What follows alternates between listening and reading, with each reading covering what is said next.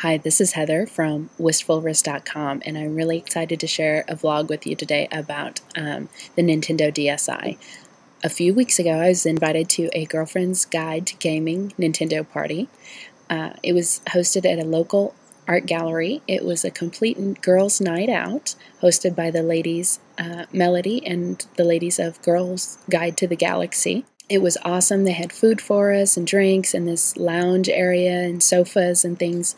And it was set up with different stations where we learned all about the Nintendo DSi, the newest in the Nintendo line of personal gaming systems. I have to say that I really kind of saw this as a Game Boy, and I thought it was just for kids when I first went, and I kind of thought, you know, if we got any swag, well, my kids would really like it. But I have to say, by the end of the night, the crew at the Nintendo Girlfriend's Guide to Gaming crew just completely changed my opinion of this device, the Nintendo DSi, and even Nintendo as a brand. At our house, we have a Wii, and the kids play on it a lot. I play on it some, but I have to say it's mostly for the kids and my husband. I'm a little techie, a little geeky, but gaming isn't really my thing because I'm not exactly the most coordinated person ever. And one of the great things about the Girlfriend's Guide to Gaming was that a lot of the games we had were more puzzle-type games, and I was really surprised with the selection of games that Nintendo has that are not just driving or, you know, Mario jumping up and hitting blocks with his fist kind of games like we think of so much of the time.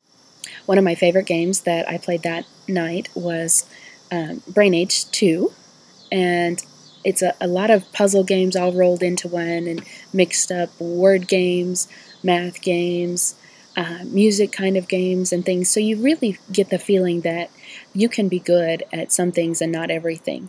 And I have to say, it really challenged my mommy brain and made me feel like I got out of the funk that sometimes comes with staying at home and being isolated and things like that, and challenged me, and I'm really enjoying playing that every few days, and I really feel like it's an exercise for my brain, which is really cool. One of the great things about the Nintendo DS is it has two cameras, one right here on the outside and a second one here inside, and you can see here I've taken a little picture of myself from the inside camera, which is pretty fun. And right here beside the camera it has a little microphone, and some of the games like Mario Kart, you have to blow into it to blow up balloons in one of the modes and things like that, so that's really interesting.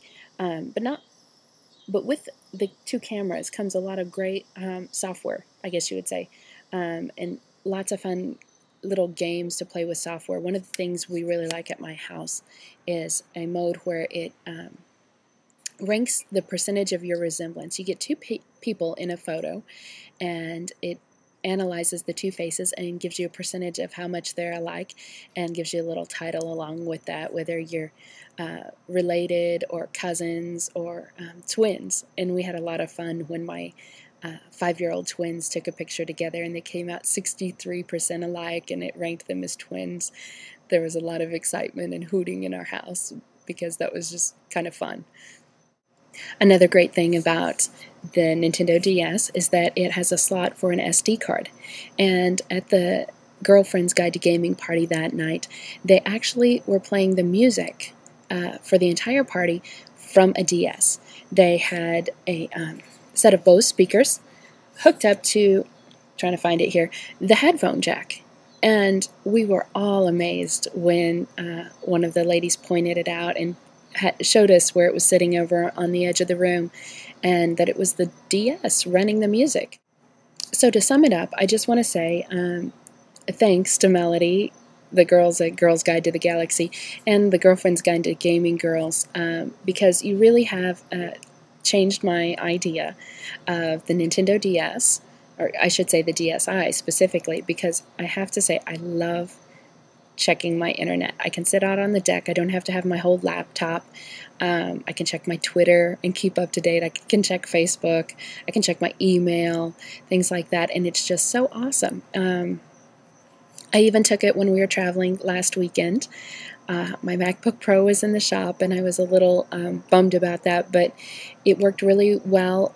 Even on my parents' not so great internet connection, I was still able to keep in touch with my social media, social networking kinds of things, and that was really exciting. I didn't blog from it. I haven't tried that yet, but maybe in the future.